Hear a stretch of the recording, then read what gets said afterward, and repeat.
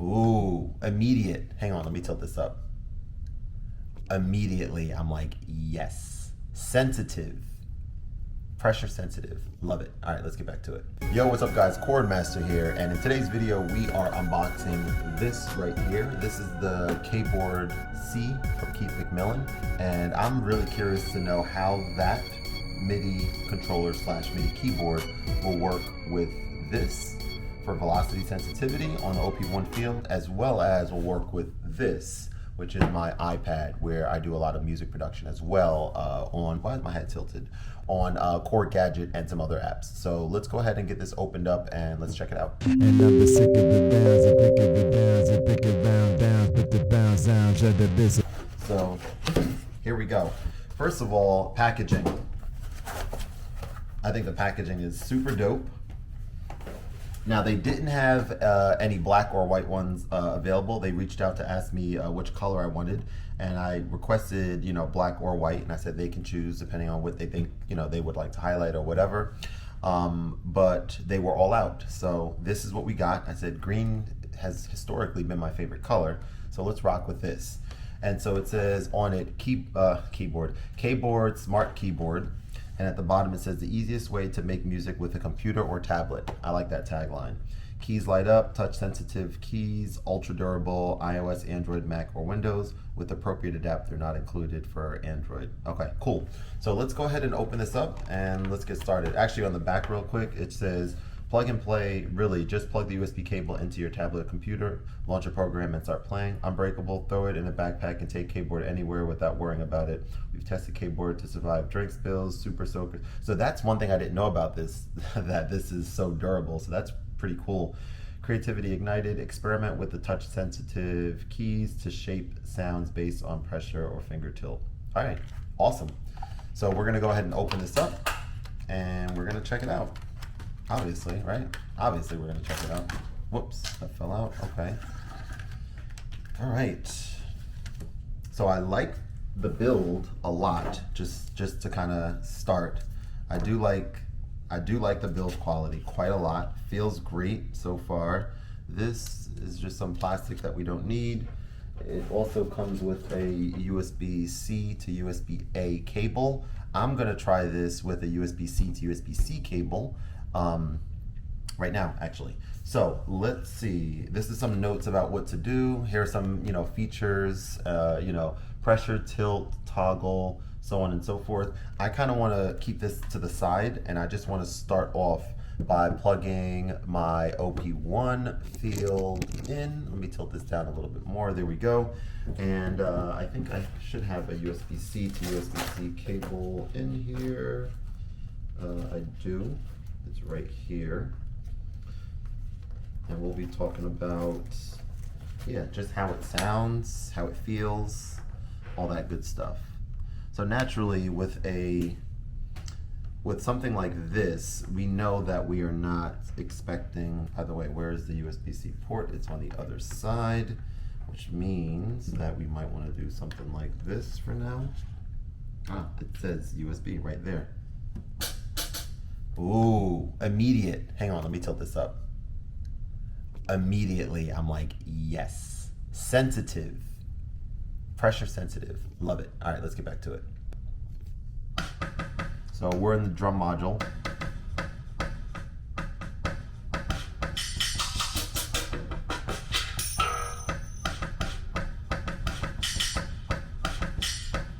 So I like that a lot. Now how about some of these other sounds on here? Let's turn this all the way up.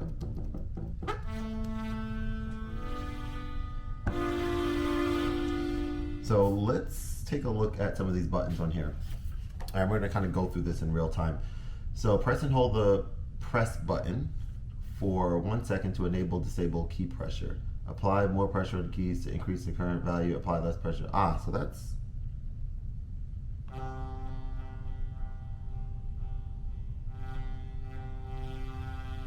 okay, so I'm curious about this. Apply more pressure on the keys to increase the current pressure value, apply less pressure on the keys to decrease the pressure value. Press and hold with MIDI notes to be sent to how hard the key is initially pressed. Okay. So that pressure is only going to work on certain applications, I would imagine, because this is saying I should be able to press it and then push it down harder as I'm pressing, and it should change. Kind of like MPE, I guess, right? So let's turn that off. Let's turn velocity off too. So velocity can quickly be turned off in case you just didn't care about velocity sensitivity and you just want to.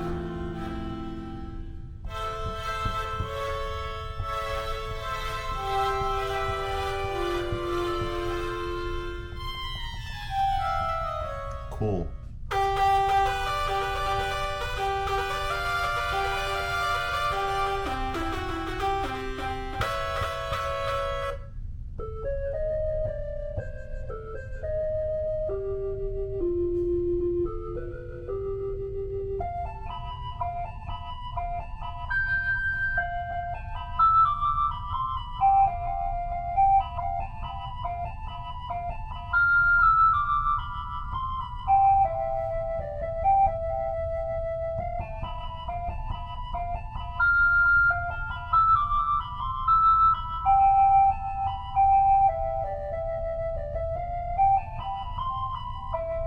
Dope. All right. So also press and hold the tilt button for 1 second to enable or disable key tilt. By default, tilt is set up to add pitch bend. So let's do tilt. That's cool. Hang on, let's get this going. That is cool. So pitch bend, right, per key. So let's look at that again.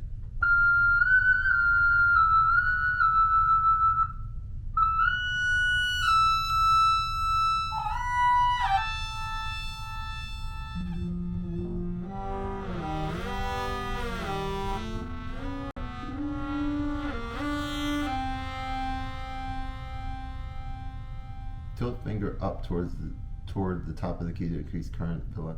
Yeah.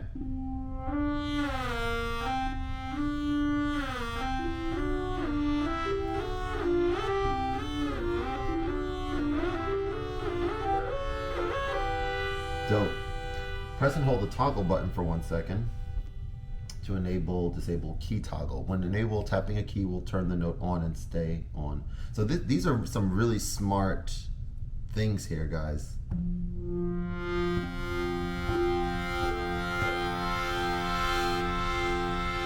Love it. Love it, love it, love it. Let me see. Digital, no, dimension. Okay, so let's go toggle again.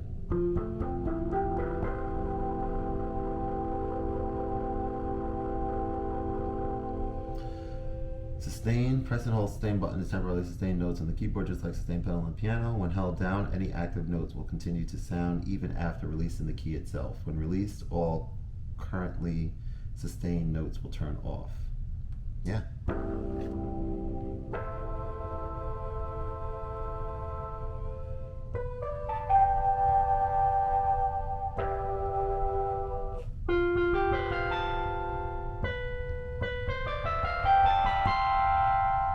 Dope. Octaves, press the octave plus or minus to shift octaves.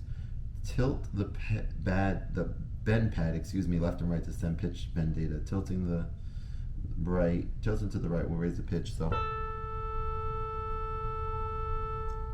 that should be working. That seems to not be working the way that I would expect.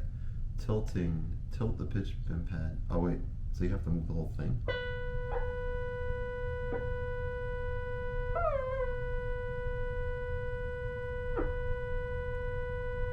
Interesting. All right, well, let's just talk about the keyboard again before we wrap up today's video. So I think that this is really good and really smart. And I think that all of these buttons here on the left are ones that I would love to have on my keyboard, right? To be able to have quick access to these without even having to configure or do anything. It kind of works right out the box, which I really enjoy. So OP1, good. Let's turn this off and let's take a listen to how this sounds and works with Korg Gadget, which is, of course, not of course, but which is my go-to music app. All right, so we have Korg Gadget here. Let's launch. Let's actually go down and let's like turn this over so y'all can see it. I guess let's brighten this a little. Oh, it's already on full brightness, but yeah, here's Korg Gadget. Should I bring this over here perhaps? Yeah, look at that, perfect. So let's make a beat in Korg Gadget, like impromptu, and see if it comes out good or terrible. We shall see together. So let's go here. I see Faye.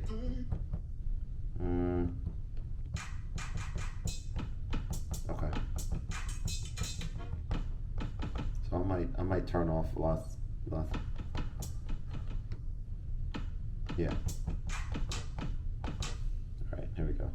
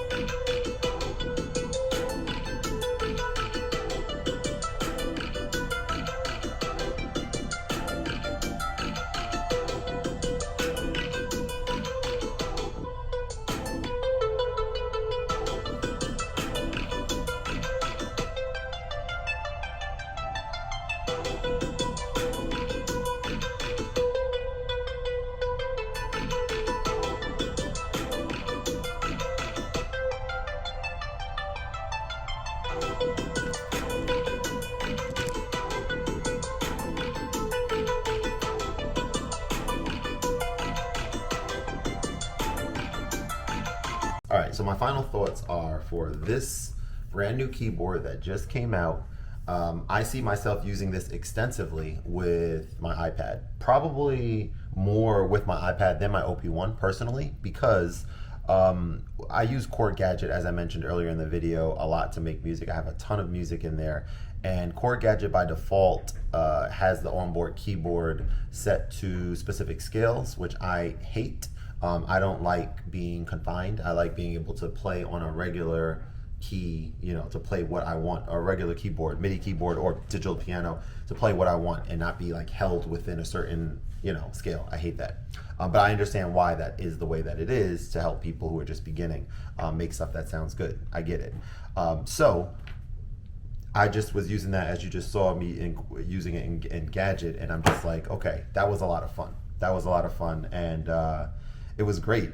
Now, at the same time, when I want to make something on my OP1 field, and I want to, you know, bring some velocity sensitivity into the mix, that could be the time where I could see myself using this with the OP1. But overall, why do I need to connect something that has a keyboard on it already that's mobile to a second thing that has a keyboard on it that's mobile? You know, it wouldn't make sense to use it that much in my particular case, to use them together.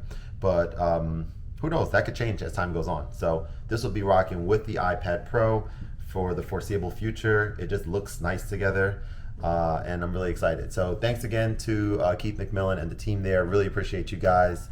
I actually reached out to them, just a little, you know, backstory. Reached out to them a while ago because they have a more substantial keyboard. I think it's called a